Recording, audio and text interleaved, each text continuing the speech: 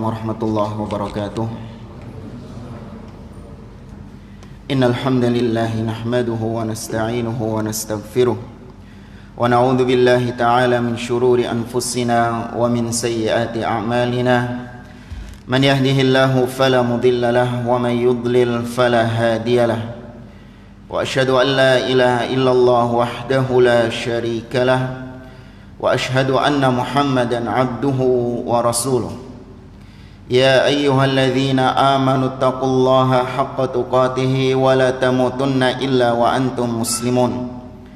Ya ayyuhan nasu taqu rabbakumul ladzi khalaqakum min nafsin wahidah wa khalaqa minha zawjaha wa batha minhuma rijalan katsiran wa nisaa'a wattaqullaha alladzi tasaaluna bihi wal arham innallaha kana 'alaikum raqiba.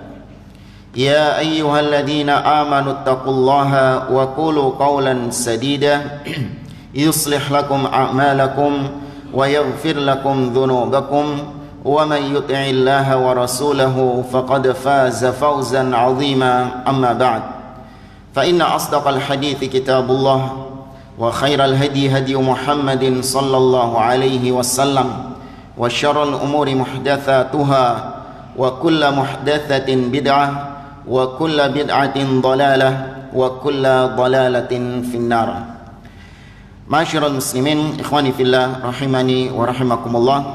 Alhamdulillah kita dipertemukan kembali oleh Allah Azza wa Jalla di majlis yang mulia ini untuk kita melanjutkan pembahasan kaidah-kaidah dalam menafsirkan atau mabahith fi ulumil Quran, pembahasan-pembahasan berkaitan dengan ilmu-ilmu Al-Quran.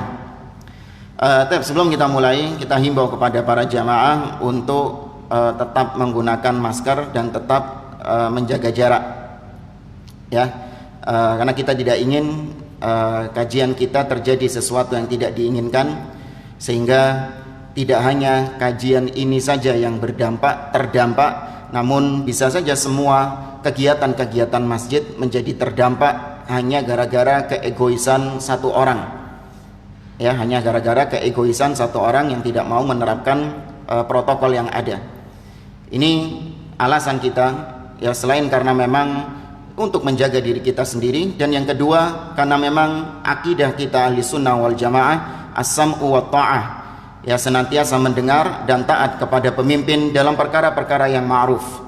Ketika diperintahkan untuk senantiasa menerapkan protokol-protokol, maka seorang mukmin, seorang ahlu sunnah yang telah belajar akidah ahli sunnah bertahun-tahun, bahkan di masjid ini terus digembleng tentang akidah ahli sunnah terhadap pemimpin, maka tidak selayaknya ketika datang perintah pemimpin kemudian diremehkan begitu saja, ya. Adapun kalau ada sebagian yang masih penganut teori-teori konspirasi, oh ini cuman konspirasi elit global, oh ini permainan rumah sakit, ini permainan oknum-oknum tertentu, nah kita jawab, antum salah ngaji di tempat ini, ya. Kalau masih ada yang menganut teori konspirasi, meyakini teori konspirasi, salah ngaji di sini. Mestinya ngajinya sama ustadz-ustadz akhir zaman itu. Nah itu baru cocok gitu ngaji di situ. Diweden-wedeni terus, Imam Mahdi muncul, Dajjal ini sekarang sudah muncul. Nah itu teori-teori konspirasi seperti itu cocok.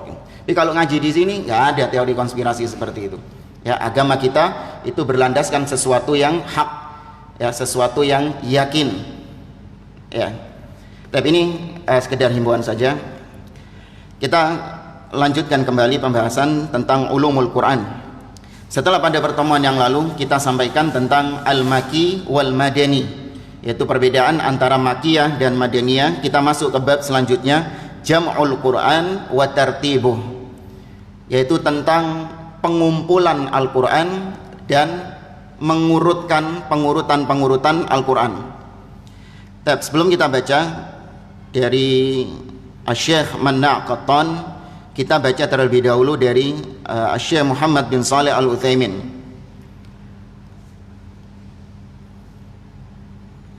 Kata beliau, tartibul Quran, yang dimaksud dengan tartib Al-Quran yaitu urutan-urutan Al-Quran, tilawatuhu talian ba'duhu ba'dan hasba ma huwa maktubun fil masahif wa mahfudun fis sudur.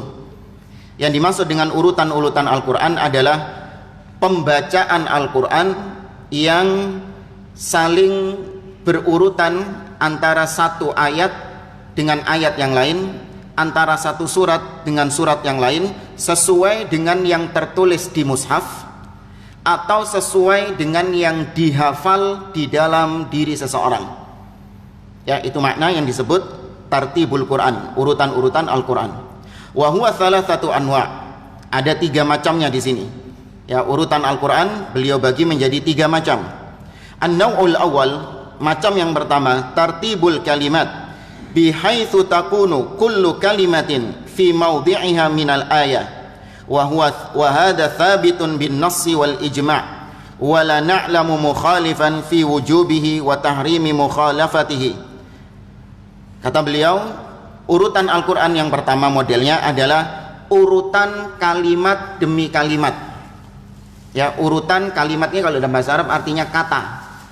Ya, urutan-urutan kata-kata yang ada di dalam Al-Quran itu harus sesuai dengan tempatnya. Ya, harus sesuai dengan tempatnya. Dan ini, urutan seperti ini itu telah tetap di dalam dalil-dalil Al-Quran ataupun As-Sunnah, dan ijma' para ulama. Tidak ada yang berbeda pendapat dalam masalah urutan kata per kata di dalam Al-Quran. Maka kata beliau, fala yajuzu ayyaqra'a lillahil hamdu rabbil alamin badalan minal hamdilillahi rabbil alamin. Enggak boleh seseorang membaca lillahil hamdu rabbil alamin atau lillahil hamdu rabbil alamin. Padahal kalau diterjemahkan ya maknanya sama. Ya, segala puji hanya milik Allah, Rabb semesta alam. Tapi dia bacanya lillahil hamdu rabbil alamin. Di urutannya itu dirubah-rubah. Meskipun maknanya kan artinya podo wae sih Ustaz. Ya, ada imam ketika ditegur mungkin urutannya salah, dia mengatakan ya kan yang penting tidak merubah makna. Ya nggak usah terlalu keras gitulah, nggak bisa, nggak ada tawar menawar dalam hal ini. Ya, urutan Al-Quran harus tetap. Tapi ini urutan kata. Nah, sekarang yang kedua, urutan ayat. Tartibul ayat bihaitsu takunu kullu ayatin fi mawdi'iha minas surah. Yaitu urutan ayat sesuai dengan tempatnya, masing-masing tempatnya di dalam surat. Jadi surah Al-Fatihah, alhamdulillahirabbil alamin arrahmanirrahim maliki yaumiddin, urutannya seperti itu. Tidak bisa dirubah urutannya.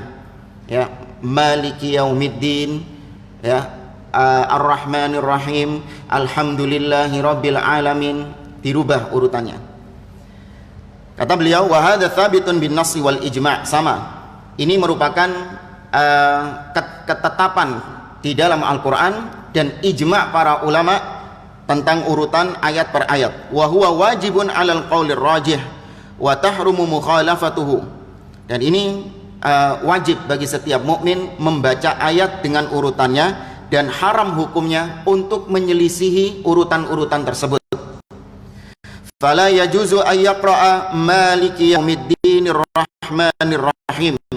Maka tidak boleh seseorang membaca maliki yaumiddin ar-rahmanir rahim sebagai ganti dari Ar-Rahmanir Rahim Maliki Yaumiddin, dibalik. Fa fi Sahihil Bukhari, maka di dalam Sahih Al-Bukhari, anna Abdullah ibn Az-Zubair qala li Uthman ibn Affan radhiyallahu anhum fi qoulihi ta'ala walladzina yutawaffawna minkum wa yadharuna azwajan wasiyatan li azwajihim mata'an ilal hauli ghaira ikhraj.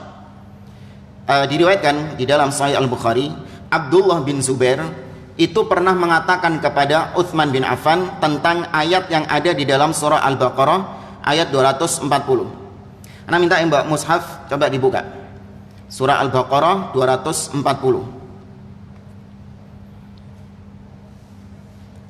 Yang pegang mushaf dibuka surah Al-Baqarah 240. Yang kalau nggak nggak paham maknanya bisa buka terjemahnya.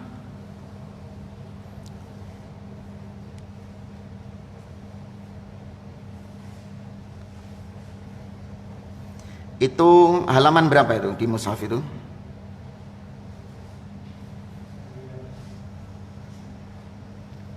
Halaman berapa? Halaman 39 ya. Oh ya, 6. Ayat 240. Ya benar, halaman 39. Tapi Allah Azza wa Jalla mengatakan, walladzina yutawaffawna minkum wa yadharuna azwajan wasiyatan li azwajihim mata'an ilal hauli ghaira ikhraj.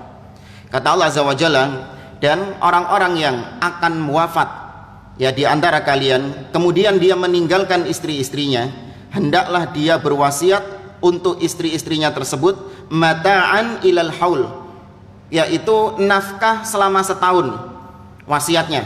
Ya, kalau orang mau mati punya harim kemudian nulis wasiat dia mendapatkan harta waris berupa nafkah selama setahun. Ya, nafkah selama setahun.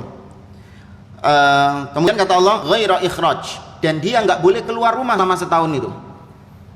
Berarti ini masa apa? Masa iddahnya setahun, nggak boleh keluar dia. Benar nggak antum tadi yang lihat mushaf? Ya, itu ayat 240. Kemudian qad nasakhatha al-ayatul ukhra, yakni qauluhu ta'ala walladzina yutawaffawna minkum wa yadharuna azwajan yatarabbasna bi anfusihinna arba'ata ashhurin wa ashra. Kemudian dalam ayat sebelumnya 232, berarti halaman sebelumnya, coba itu tadi halaman berapa? Berarti halaman 38-nya. Coba dilihat ayat 234. Ya. Walladzina, atas sendiri. Walladzina yutawaffawna minkum, dan orang-orang yang akan wafat di antara kalian. Wa yadharuna azwaja, dan dia meninggalkan istri-istri, yatarabbasna bi anfusihinna arba'ata ashhurin wa ashra. Maka istri-istri tersebut itu menahan diri menunggu masa iddah selama 4 bulan 10 hari. Ya, 4 bulan 10 hari. Nah, ayat ini yang barusan terakhir kita baca ini, ayat yang kedua, yaitu ayat 234, menasakh ayat yang tadi pertama. Masa iddah itu berarti berapa? 4 bulan 10 hari yang ditinggal mati oleh suaminya. Kalau yang pertama tadi berapa? Setahun. Nah, coba lihat urutannya. Ayatnya yang mana dulu? Ayat yang lama ditaruh setelahnya, ayat yang baru ditaruh lebih dulu. Nah, urutannya kan maksudnya kalau memang yang masa harusnya ditaruh setelahnya kan? Paham nggak maksudnya? Ya, harusnya kan ditaruh belakangan. Ini enggak, jadi ayat yang baru dulu, baru setelah itu ayat yang lama. Wa hadza qablaha bitilawah qala falima taktubuha. Kata Abdullah ibnu Zubair, anaknya Az-Zubair ibnu Al-Awwam, ayat ini dinasakh. Lantas kenapa kau tulis ayatnya? Kan hukumnya sudah tidak berlaku lagi. Tapi kenapa tetap kau tulis ayatnya? Kan nanti kita sebutkan di zaman Utsman itu terjadi pengumpulan mushaf. Ayatnya sudah dinasakh, kok tetap kau tulis? Maka faqala Utsman radhiyallahu anhu, Utsman mengatakan, ya bena akhi, la ughayyiru syai'an minhu min makani. Wahai anak saudaraku, kata Utsman bin Affan, aku tidak merubah-rubah sesuatu apapun dari Al-Quran dari tempat-tempatnya. Ya sudah, Allah meletakkan, Nabi meletakkan posisinya di situ, ya sudah di situ. Ya, aku tidak merubahnya sedikit pun. Padahal kalau secara akal, ya secara akal logika, ngapain ayat itu tetap ditulis? Bahkan penulisannya setelahnya ayat yang baru lagi. Kalau secara akal ya ngapain ditulis, tambah barai bingung nanti akhirnya. Tapi demikian memang Al-Quranul Karim ya tidak dirubah-rubah sejak zaman dahulu. Wa rawal Imam Ahmad wa Abu Dawud wa Nasa'i wa Tirmidzi min hadithi Utsman radhiyallahu anhu anna Nabiy sallallahu alaihi wasallam kana yanzilu alaihi suwar dhawata adad, fakana idza nazala alaihi syai' da'a ba'dha man kana yaktub fayaqul da'u hadhil ayah fi surah allati yadhkuru fiha kadza wa kadza. Diriwayatkan dalam Imam Ahmad, Abu Dawud, An-Nasa'i, At-Tirmidzi dari jalur Utsman bin Affan radhiyallahu anhu. Dia menuturkan Nabi itu sallallahu alaihi wasallam apabila turun kepada beliau surat secara berlapis-lapis. Jadi turun surat ini bukan satu, tapi turun secara berbarengan. Apabila turun kepada beliau beberapa surat-surat, maka beliau memanggil sahabat-sahabat yang memang beliau tunjuk untuk menulis. Ya, beliau tunjuk untuk menulis Al-Quran. Kemudian Nabi mengatakan, letakkan ayat ini di ayat ini, letakkan ayat ini di ayat tentang ini. Itu Nabi SAW yang memerintahkan, bukan ijtihadnya para sahabat urutan Al-Quran itu, tapi memang perintah dari Nabi SAW. Ya, Nabi punya penulis-penulis wahyu. Salah satunya adalah Muawiyah bin Abi Sufyan radhiyallahu taala anhu. Ya, Muawiyah itu salah satu penulis wahyu Nabi SAW. Karena yang orang Syiah itu meragukan Al-Quran yang ada sekarang, karena Al-Quran ini sejarahnya itu dikumpulkan oleh orang-orang yang mereka benci. Abu Bakar mengumpulkan Al-Quran di zaman khalifah beliau, kemudian Utsman juga mengumpulkan Al-Quran di zaman kekhalifahan beliau, kemudian yang menyimpan lembaran-lembaran mushaf ketika zaman Abu Bakar As-Siddiq, yang menyimpannya adalah Hafsah binti Umar yang menyimpan mushaf tersebut. Hafsah ini juga sosok yang dibenci sama orang-orang Rafidhah. Ya, makanya mereka menerima Al-Quran, ya, kalaupun menerima Al-Quran, mereka palingkan maknanya ke makna yang batil. Tapi itu jenis yang kedua, urutan ayat. Ya, urutan ayat, nggak boleh berubah-berubah kesimpulannya. Wa nau'u tsalits, jenis yang ketiga, tartibus sar, urutan surat. Bihaitsu takunu kullu suratin fi mawdi'iha minal mushaf.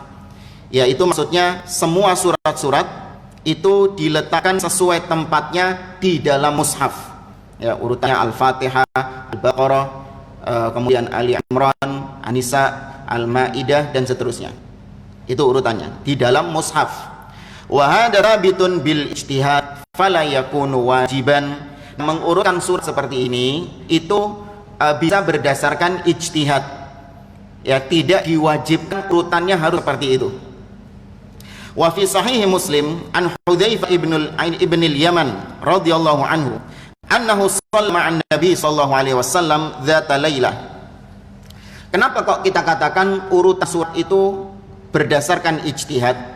Boleh untuk dirubah-rubah urutannya, tapi jangan bikin mushaf terus dirubah-rubah gitu, jangan. Maksudnya ini dalam qiraah. Ya, dalam membaca, dalam qiraah. Kalau dalam mushaf ya sudah paten seperti itu. Mushafnya Utsman bin Affan urutannya sudah seperti itu. Ya, maka sekali lagi nggak boleh antum bikin mushaf sendiri urutannya seperti ini kemudian dicetak diterbitno. Jangan. Ini bikin fitnah nanti jadinya. Tapi yang dimaksud di sini adalah membaca. Dalilnya apa? Hudzaifah ibnul Yaman itu pernah sholat bersama Nabi SAW pada suatu malam. Faqara an-Nabi sallallahu alaihi wasallam Al-Baqarah. Maka Nabi membaca surah Al-Baqarah. Tsumma An-Nisa. Kemudian Nabi membaca setelah Al-Baqarah An-Nisa. Padahal urutannya ya apa? Ali Imran dhisik. Tapi Nabi membaca An-Nisa.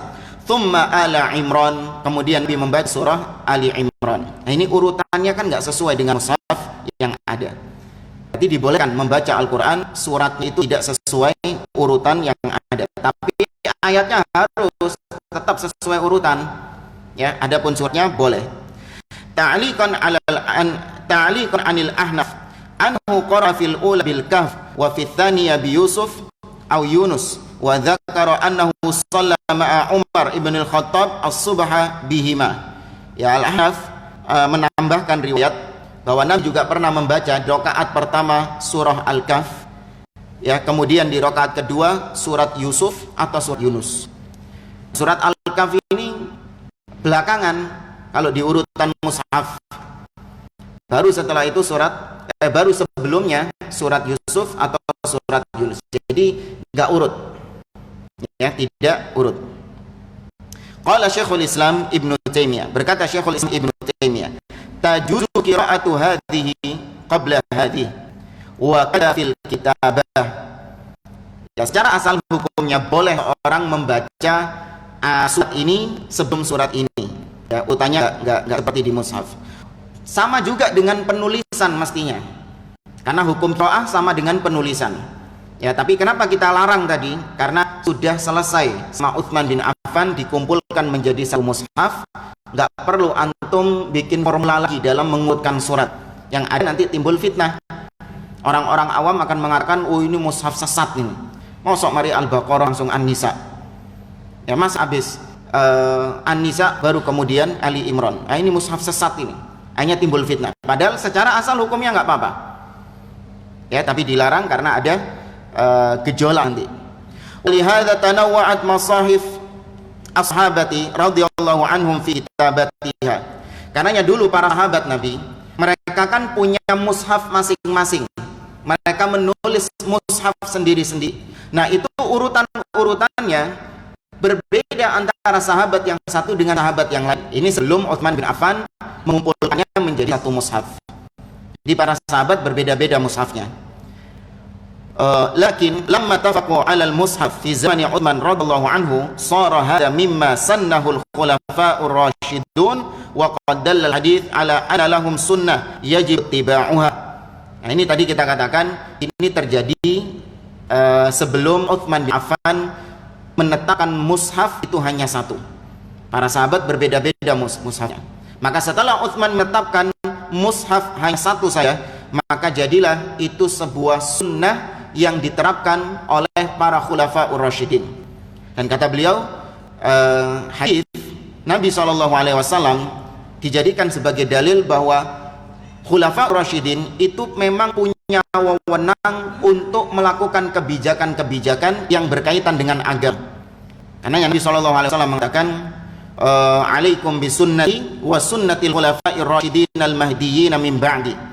Wajib bagi kalian berpegang dengan sunnahku dan para khulafaur rasyidin sepeninggalku nanti. Ya, dan salah satu sunnahnya para khulafa adalah sunnah Utsman mengumpulkan mushaf Al-Quran. Nanti akan kita bantah tentang syubhat sebagian orang yang menganggap mengumpulkan mushaf, ya, mengumpulkan Al-Quran ke dalam satu mushaf itu perbuatan bid'ah. Kan ada aja orang-orang itu. Ketika kita mengatakan ini perbuatan yang bid'ah, ya, merayakan hari ulang tahun Nabi SAW ini bid'ah, ya, kemudian kumpul-kumpul peringatan kematian itu perbuatan bid'ah, maka mereka mengatakan, oh itu mushaf Al-Quran yang kalian baca itu juga bid'ah. Kenapa? Di zaman Nabi SAW nggak ada. Berarti Abu Bakar, ya, Utsman itu melakukan perbuatan yang bid'ah.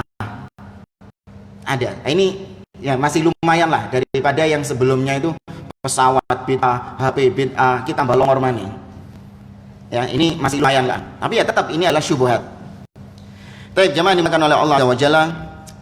Sekarang kita baca kitabah Al-Quran, penulisan Al-Quran. Sebelum kita membahas tentang penulisan Al-Quran di 3 periode, pengumpulan Al-Quran, Jam'ul Quran, pengumpulan Al-Quran itu 3 periodenya. Yang pertama periode Nabi, yang kedua periode Abu Bakar, yang ketiga periode Utsman ibn Affan. Kata beliau, Jam'ul Quran wa yurad bihi 'inda ulama ahadu manayain. Kalau disebutkan Jam'ul Quran, mengumpulkan Al-Quran, secara mutlak itu maknanya salah satu dari 2 makna. Ya, salah satu dari 2 makna. Makna yang pertama, Jam'ul Quran, mengumpulkan Al-Quran, bimakna hifdhuhu, yaitu maknanya menghafalnya. Mengumpulkan Al-Quran itu maknanya menghafal Al-Quran. Wa hadzal ma'na huwa alladhi warada fi qoulihi ta'ala fi khitabihi lin-nabi sallallahu alaihi wasallam. Makna yang pertama ini itu adalah makna yang sesuai, yaitu Jam'ul Quran, maknanya menghafal Al-Quran, itu sesuai dengan firman Allah kepada Nabi Muhammad SAW tentang menghafal Al-Quran. Wa qad kana yuharriku syafaihi wa lisanahu bil Quran idza nazala alaihi qabla faraghi Jibril min qiraatil wahyi hisan ala ay yahfazahu. Dulu Nabi SAW itu gesusu tergesa-gesa. Ketika Jibril membacakan Al-Quran, Nabi itu suka ngikuti gerakan Jibril membaca, Jibril digerak-gerakkan mulutnya, lidahnya digerak. Padahal Jibril belum selesai membaca. Kenapa? Nabi terlalu semangat untuk menghafalkan Al-Quran tersebut. Paham ya maksudnya? Jadi ketika Jibril membaca ayat, Nabi gesuni rokno, ya, Nabi tergesa-gesa menirukannya. Mestinya Jibril selesai baca baru ditirokno sandi, tapi Nabi tergesa-gesa. Maka tergesa-gesa ini karena semangatnya Nabi Shallallahu Alaihi Wasallam. Maka ditegur oleh Allah dalam surah Al-Qiyamah ayat yang ke-16 dan setelahnya. Allah menegur, la tuharrik lisanaka lita'jala bi. Ya, jangan kau menggerak-gerakkan lisan wahai Muhammad untuk kau tergesa-gesa agar kau menghafal Al-Quran tersebut. Inna alaina jam'ahu wa qur'ana. Sesungguhnya kami yang mengumpulkannya. Kata-kata jam'ahu, mengumpulkan Al-Quran di sini maksudnya kita yang menjadikan engkau hafal terhadap Al-Quran itu. Ya, kita yang menjadikan engkau hafal Al-Quran itu. Ani bin Abbas radhiyallahu anhu, qala Abdullah bin Abbas mengatakan, kana Rasulullah sallallahu alaihi wasallam yu'aliju min at-tanzil shiddah, fa kana yuharriku bihi lisanahu wa shafataihi makhafata ayyan falita minhu yuridu ay yahfadhahu fa anzalallahu la tuharrik bihi lisanaka lita'jala bi. Ini kurang lebih sama seperti penjelasan kita tadi. Dan kita lewati. Makna yang pertama artinya menghafal. Intinya makna yang pertama jam'ul Quran artinya hifdzul Quran. Al makna tsani, makna yang kedua jam'ul Quran bimakna kitabati kullih. Yang dimaksud dengan jam'ul Quran adalah menulis Al-Quran itu secara keseluruhan, ya, mufarraqil ayat suwar, dengan memisah-misahkan antara ayat-ayat dan surat-surat, ya, dipecel-peceli. Ayat ini ayat ini punya surat ini urutannya di sini. Nah, itu ditulis semuanya.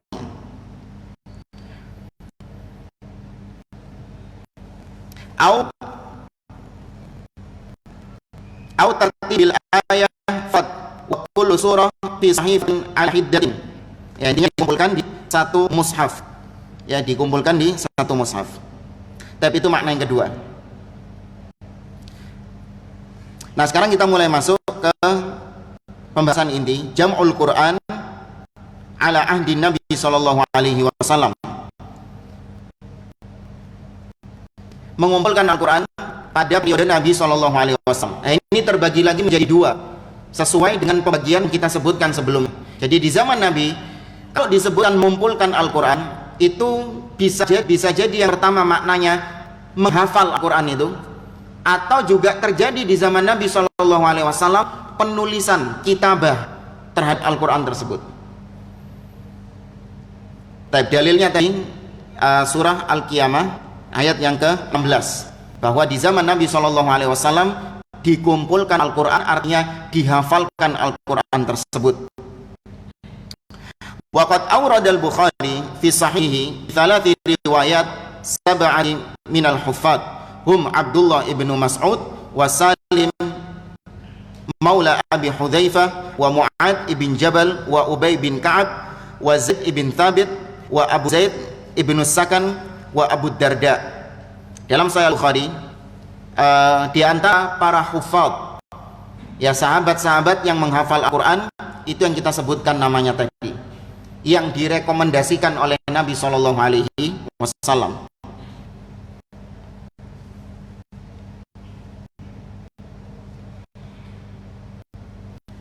Tapi ini riwayatnya hampir sama semua, menyebutkan tentang nama-nama orang-orang tersebut. Dan mereka menghafal Al-Quran karena perintah dari Nabi Shallallahu Alaihi Wasallam. Kemudian yang kedua, jam'ul Quran bimakna kitabatihi ala ahdi Rasul. Masih di periode Rasul, mengumpulkan Al-Quran maknanya penulisan Al-Quran. Ittakhadha Rasulullah Shallallahu Alaihi Wasallam kutaban lil wahyi min ajilla'is sahabah. Nabi Shallallahu Alaihi Wasallam mengambil sebagian sahabat sebagai penulis wahyu ya, sebagai penulis wahyu. Seperti siapa? Ali bin Abi Thalib, Muawiyah bin Abi Sufyan, Ubay ibn Ka'ab, wa Zaid ibn Thabit. Ya, 4 orang ini diantara orang-orang yang ditugaskan Nabi untuk menulis wahyu. Nah, dari sini kita tahu kalau orang-orang menuduh Abu Bakar itu ketika menulis Al-Quran menjadi satu itu perbuatan bid'ah, maka kita jawab ada dasarnya Abu Bakar radhiyallahu anhu melakukan hal tersebut. Karena di zaman Nabi Quran sudah ditulis belum? Sudah, cuman memang tercecer. Paham maksudnya? Quran sudah ada, cuman tercecer-cecer. Kenapa kok tercecer-cecer? Karena wahyu masih belum lengkap turunnya. Lah kalau sudah dibukukan jadi satu, terus wahyu ini mudun meneh, berubah lagi ya kan? Maka di zaman Nabi SAW sudah terjadi penulis Al-Quran tersebut. Nah, itu sudah ada dasarnya. Sehingga ketika Abu Bakar As-Siddiq mengumpulkan Al-Quran, nggak bisa dikatakan itu perbuatan bid'ah. Ya, perbuatan bid'ah itu kalau ada 3 hal, ya, 3 hal tersebut tidak dilakukan Nabi SAW. Padahal Nabi tidak ada alasan kuat untuk tidak melakukannya. Yang pertama berkaitan dengan alasan Nabi atau kemampuan Nabi SAW. Nabi mampu enggak? Kalau Nabi mampu, kemudian yang kedua, ada kondisi enggak di mana Nabi harusnya melakukan itu tapi enggak dilakukan oleh Nabi? Dan yang ketiga, ada nggak riwayat yang menyebutkan Nabi melakukan hal tersebut? Contoh misalnya kalau orang-orang nuduh mikrofon bid'ah, ya, atau pesawat bid'ah, harusnya haji naik onta, ya, harusnya kemana-mana naik onta, nggak boleh naik mobil, naik motor, itu bid'ah karena Nabi nggak pernah lakukannya. Kembalikan kepada 3 tadi. Nabi mampu nggak melakukannya? Nggak mampu, selesai. Itu bukan perbuatan yang bid'ah. Kemudian mengumpulkan Al-Quran, sekarang kita bahas. Nabi mampu melakukannya ya? Mampu. Ada momen nggak harus Nabi melakukan itu, mengumpulkan Quran? Nggak ada momennya memang. Nggak bisa. Gimana Nabi SAW mengumpulkan Al-Quran dijadikan satu mushaf, sedangkan wahyu masih sedang turun-turunnya? Nggak bisa. Makanya di zaman Nabi mushaf itu tercecer. Ya, ada kitabnya, penulisannya itu tapi tercecer.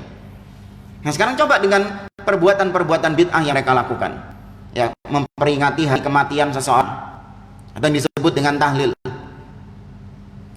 Nabi mampu melakukannya? Nemen mampu. Apa sih yang dibaca di situ?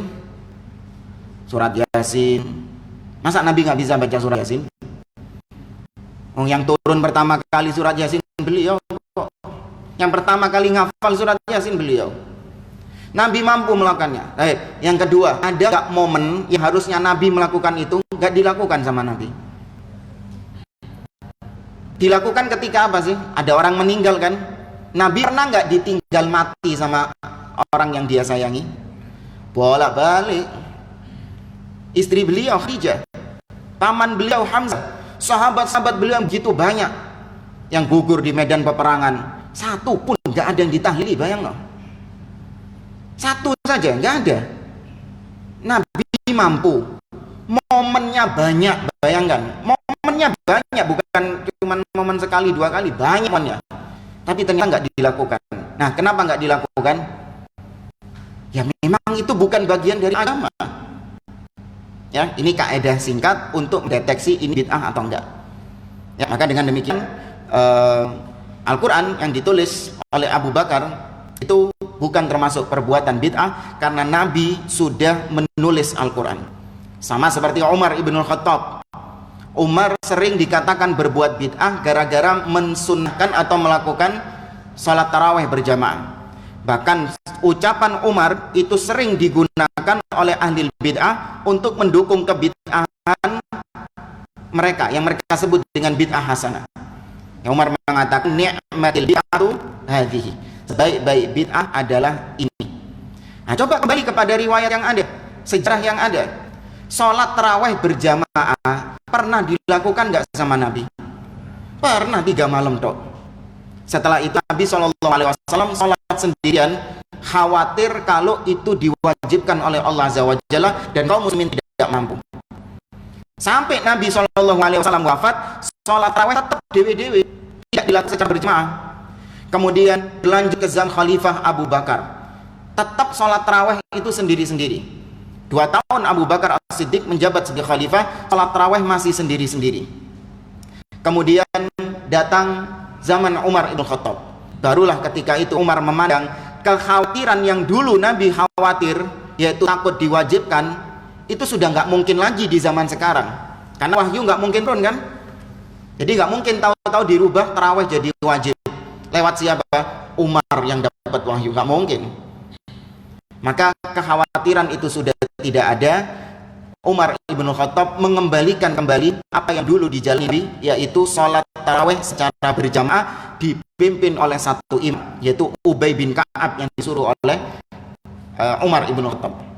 Nah, sahabat-sahabat yang masih baru, ya sebagian tabi'in juga yang tidak mendapati Nabi pernah sholat 3 rakaat, memandang yang dilakukan Umar ini suatu hal yang apa? Baru, memandang sebagai suatu hal yang baru. Nah, ketika barulah Umar mengatakan nikmatil bid'atu hadhihi. Ya, kalaupun ini baru, ini sebaik-baik perkara yang baru. Tapi baru secara bahasa, bukan secara syariat. Paham maksudnya? Permisalan gini aja.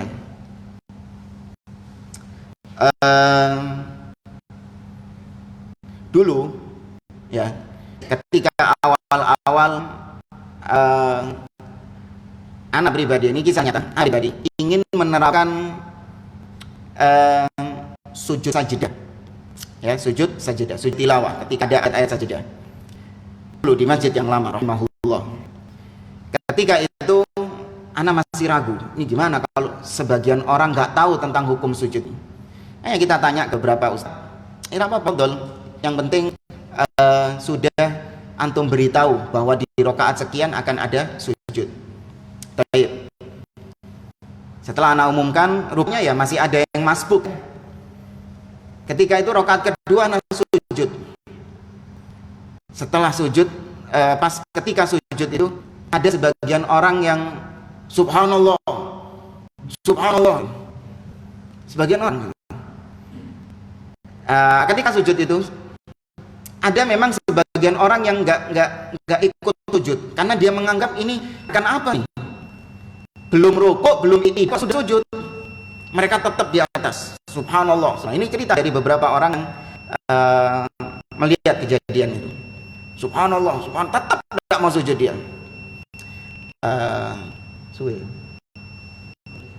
Nah, setelah selesai saat temenan, rame nangisor, rame di bawah.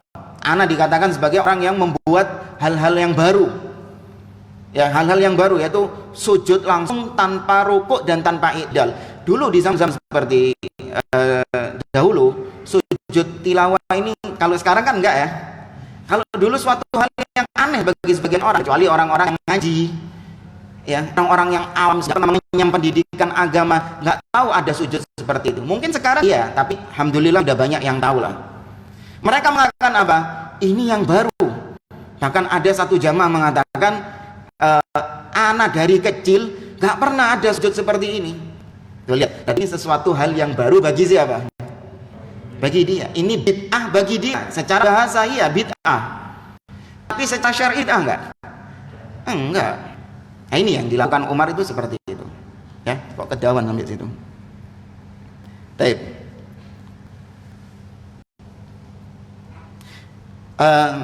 Tanzilul ayah fayamuruhum bikitabatiha. Ketika ayat, Nabi memerintahkan 4 orang ini untuk menulis. Ya, Ali bin Abi Thalib, Muawiyah bin Abi Sufyan, Ubay bin Ka'ab dan Zaid ibn Thabit. Turun ayat tulis, turun ayat tulis. Ya, wa yurshiduhum ila maudhiha min suratiha. Nabi sendiri yang mengisyaratkan, Nabi sendiri yang memerintahkan mereka untuk meletakkan ayat itu di surat ini, ayat itu di surat ini, ayat itu di surat gitu. Nabi sendiri. Ya, bukan ngarang-ngarangan mereka sendiri. Hatta tudhahir al-kitabah fi sutur al-jam'u. Sampai di zaman Nabi tulisan-tulisan Al-Quran itu tertulis ya dalam lembaran-lembaran papan, atau di batu-batu, atau di kulit-kulit hewan, atau di daun-daun pelepah, itu tertulis semua di situ. Plus tertulis di dada para hufaz. Jadi ada dua, tertulis di media dan tertulis di dalam dadanya para penghafal Al-Quran.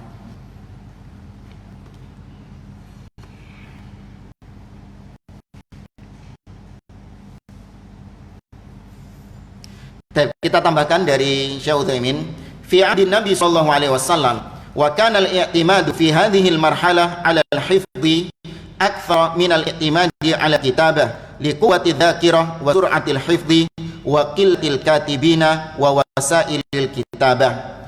Memang di zaman Nabi pengumpulan Al-Quran itu lebih dominan dengan menghafal, lebih dominan dengan menghafal daripada menulis. Kenapa? Kata beliau, karena kuatnya hafalan orang-orang di zaman tersebut. Nggak cuma kuat, cepatnya hafalan mereka. Ya, cepat hafalan maksudnya mendengar ayat sekali langsung hafal.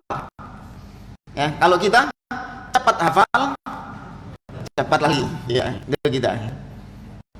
Ada juga yang lambat hafal, cepat lali. Ini lebih parah lagi. Ya, apa yang penting sudah diusahakan. Ya, masing-masing orang berbeda-beda, namun Allah SWT melihat yang berusaha. Ya, walladzina jahadu fina lanahdiyannahum subulana. Orang-orang yang berusaha bersungguh-sungguh untuk meniti jalan kami akan berikan pada dia tujuh jalan kami. Ya, enggak usah kecewa. Kok cik susah nih Ustaz menghafal Al-Quran, baru juz amma saja sudah 5 tahun nggak hafal-hafal. Nggak masalah, jangan kecewa. Ya, yang penting usaha yang ada lakukan. Bahkan kalau orang cepat hafal, itu terkadang tadi hafalannya cepat hilang. Makanya mending sebagian orang lama hafalnya itu justru semakin menguatkan hafalan tersebut. Ada hikmahnya. Orang lama menghafal itu berarti dia mengulang-ulang ayat tersebut. Ya, dia mengulang-ulang ayat tersebut. Nah, pengulangan ayat itu semakin menambah kuat hafalannya. Beda dengan orang yang baru menghafal sudah hafal, baru membaca sudah hafal. Dia nggak perlu mengulang-ulang lagi. Kenapa? Hafal aku. 1 jam takonono meneh. Apa mau wis lali? Hilang sudah hafalannya. Karena cuma diulang sekali tok.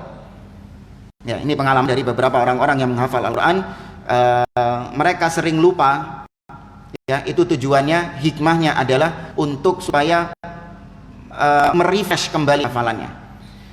Karena ya kalau dikatakan orang hafal Quran itu sebenarnya hafal, meskipun ada sertifikat dia seorang hafid, sebenarnya nggak hafid banget. Kenapa? Pasti ada ayat-ayat yang dia pasti itu dia. Hafid kelas siapapun, Imam Abdurrahman bin Sudais pernah li? Pernah sih. Kalau orang hafal Al-Quran itu tidak mungkin lupa, maka yang terjadi orang-orang akan meninggalkan mushaf. Nggak perlu mushaf lagi dia. Maka perlunya lupa untuk kembali kepada mushaf tersebut. Ya, untuk kembali kepada mushaf tersebut. Ya, ini hikmah. Kenapa Allah Azza wa Jalla menjadikan kita lupa. Dan antum, kalau mau menghafal Al-Quran, itu usahakan tanam dalam diri antum, ana belum hafal. Jangan dia mengatakan ana sudah hafal, jangan. Ya, tanamkan dalam diri antum, ana belum hafal. Kalau antum menanamkan dalam diri antum, ana belum hafal, antum terus akan menganggap diri antum tidak hafal, sedangkan nanti akan mengakibatkan antum menghafal terus. Tapi kalau antum sudah pede mengatakan ana wis hafal juz amma, ini artinya nanti meremehkan. Juz ammanya nggak pernah dimurojaah, karena apa? Sudah hafal. Yang tanamkan ana belum hafal. Meskipun antum sudah hafal, tapi tanam ana belum hafal. Ya, karena kuatnya hafalan mereka, cepatnya hafalan mereka, dan sedikit orang yang menulis. Karena di zaman tersebut memang bangsanya ada bangsa ummi, ya, bangsa yang tidak mengenal huruf, tidak membaca, tidak menulis. Hanya segelintir orang yang punya kemampuan untuk membaca dan menulis, dan minimnya penulisan. Nah, ada kertas, apalagi sekarang komputer nggak ono, minimnya sarana penulisan. Walidzalika lam yajma' fi mushaf bal kana man sami'a ayatan hafidhaha. Zaman Nabi, karena alasan-alasan seperti itu. Nah, kan berarti kalau kembali ke kaidah tadi, Nabi nggak mampu. Ya, Nabi nggak mampu menjadikan mushaf menjadi satu karena minimnya sarpras, sarana dan prasarana di zaman tersebut. Ya. Bahkan di zaman tersebut, setiap kali ada orang yang mendengar Al-Qur'an dihafalkan. Au katabaha fi ma tayassara lahu min usbin nakhl wa riqa'il julud wa likhafil hijarah wa kisril aktaf wa kal qurra adadan kabiran. Dihafal atau ditulis ya di pelepah kurma, di kulit-kulit hewan, ya di batu-batu, ya, dan jumlah orang yang menghafal di zaman Nabi SAW itu sangatlah banyak.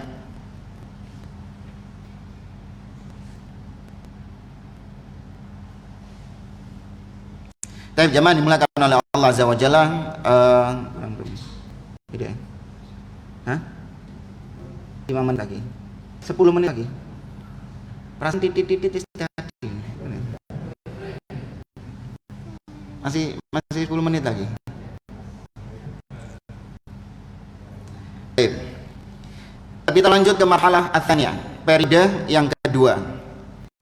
Fi ahdi Abi Bakrin radhiyallahu anhu fi sanati tsaniyah asyrata minal hijrah, yaitu pengumpulan Al-Quran di zaman Abu Bakar As-Siddiq pada tahun ke-12 Hijriah, ya, pada kekhalifahan Abu Bakar As-Siddiq. Wa sababuhu annahu qutila fi waqa'il Yamamah adadun kabirun minal qurra. Penyebab terjadinya peristiwa ini, yaitu Abu Bakar mengumpulkan Al-Quran, itu karena terjadi pada perang Yamamah banyak sekali para penghafal Al-Quran yang gugur di medan peperangan. Ya, perang Yamamah ini ngelawan siapa? Musailamah. Melawan Musailamah. Di antaranya kata beliau, Salim maula Abi Hudzaifah. Salim budaknya Abu Hudzaifah, ya, salah satu qurra, ya, orang yang menghafal Al-Quran. Ahadun amar Nabi sallallahu alaihi wasallam bi akhdil Quran minhum. Salah seorang dari beberapa orang yang Nabi merekomendasikan orang-orang tersebut untuk mengambil Quran dari mereka. Tadi Abdullah bin Mas'ud, Ubay bin Ka'ab dan lain sebagainya. Fa amara Abu Bakrin radhiyallahu anhu bi ja'ihi li alla yudayya. Maka Abu Bakar As-Siddiq memerintahkan untuk mengumpulkan Al-Quran supaya Al-Quran ini tidak telantar, ya, tidak ditelantarkan, karena kondisi memang menuntut demikian. Ya, kondisi memang menuntut demikian. Ada banyak orang-orang baru mu'allaf masuk Islam yang tentu kualitasnya sama nggak dengan para sahabat? Beda.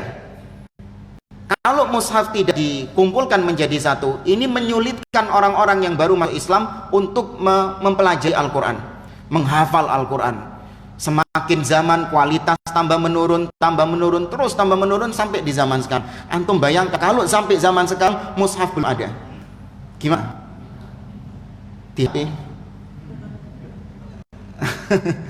Ya tetap HP nggak ada kalau nggak ada mushaf.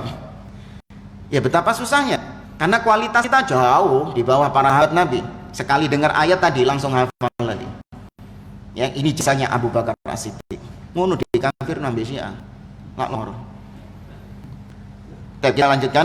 Anna Umar ibn al-Khattab radhiyallahu anhu asyara ala Abi Bakr radhiyallahu anhuma bi jam'il Qur'an ba'da waqa'at Yamamah fatawaqqafa tawarru'an. Awalnya Umar menyarankan Abu Bakar untuk mengumpulkan Al-Quran disebabkan banyak hafid Al-Quran yang gugur di perang Yamamah. Abu Bakar diam, ya, pertama tidak menyetujui usul dari Umar ibn Khattab. Falam yazal Umar yuraji'u hatta syarahallahu sadra Abi Bakrin lidhalik. Umar terus, ya, membujuk Abu Bakar As-Siddiq. Bukan membujuk, ini dusta, bukan, merayu, ya, Umar merayu Abu Bakar sampai Allah Azza wa Jalla membukakan hidayah bagi Abu Bakar untuk menerima saran Umar ibn Khattab. Nah, ini yang dilakukan Umar sama dengan yang dilakukan Nabi. Kalau ada saran, kritikan sama pemimpin, harus kemana? Langsung ke pemimpinnya. Ini prakteknya Umar ibn Khattab.